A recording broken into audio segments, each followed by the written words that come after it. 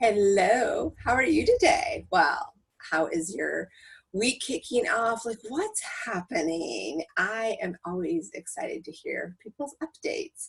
I am Jacqueline Nichols, and we are on day 15 of our 90-day journey. So, since I'm always sharing, I thought I'd ask how you are doing.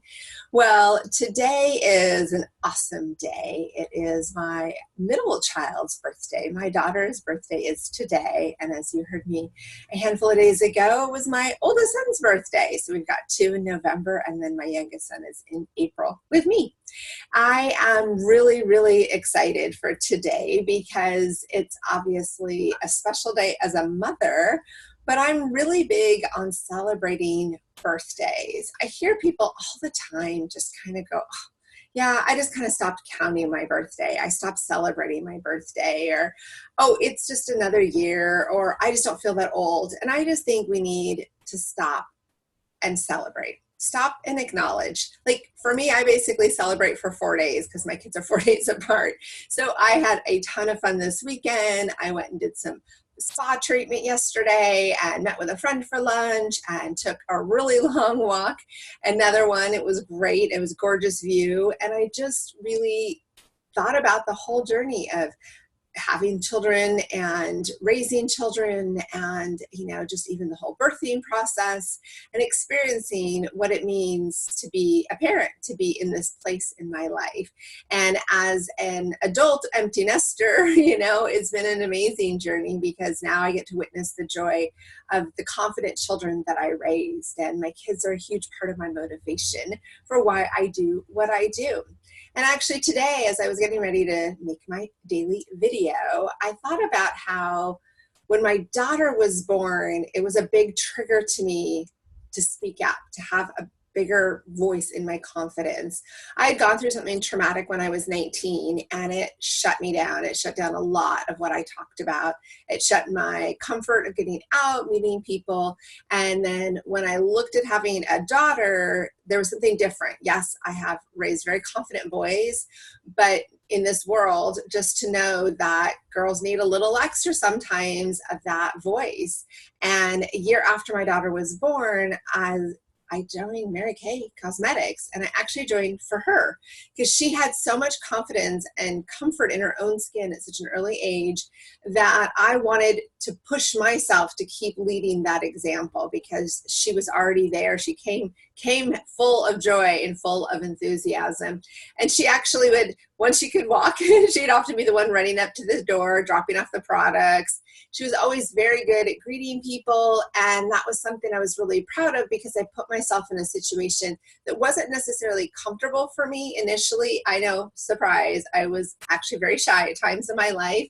But as a mother of a daughter, I really wanted to take it to the next level. I wanted to make sure that I was role modeling to her, to speak up, to have a voice. And boy, my daughter has a voice for sure. That has never been a question at all in all of her years. And she's also been really good at speaking up what she wants. Like senior year of high school, we ended up moving 3 hours away so that she and her younger brother could go to a different school just for an experience.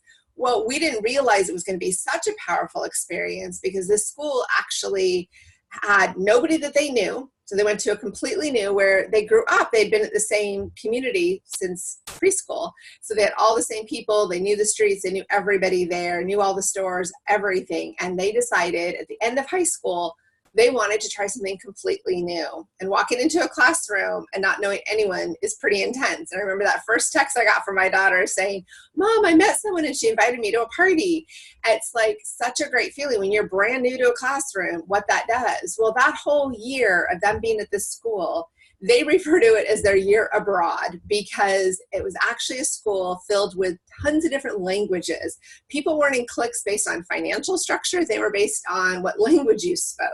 So when it came time to her picking a college, she was very comfortable picking an out-of-state college. where she always says that was the turning point for her to know she'd be okay going somewhere she didn't know anybody. And she totally did. She picked a college in another state, didn't know a single person, and her roommate at college has still been one of her dearest friends. So we have to think about the role modeling we do in teaching confidence, creating opportunities to empower ourselves, and making those shifts. Sometimes it's difficult to all of a sudden change a whole city that you live in, change a whole school, change a work structure. We tend to stay in the safe space, and we stay with the community that we know. But to witness what it did for my daughter was phenomenal. And my youngest son also did really well. He went to out-of-state college too. And it's a really phenomenal thing when you build that voice from within and you set that example, but also when you use your voice. So in celebration of my beautiful daughter's birthday and her voice that has inspired me to keep seeking my voice, I am very, very excited to hear what you are doing on your confidence and communication and charisma journey. We will continue this conversation, so please like, comment, share, and I'll be talking to you tomorrow.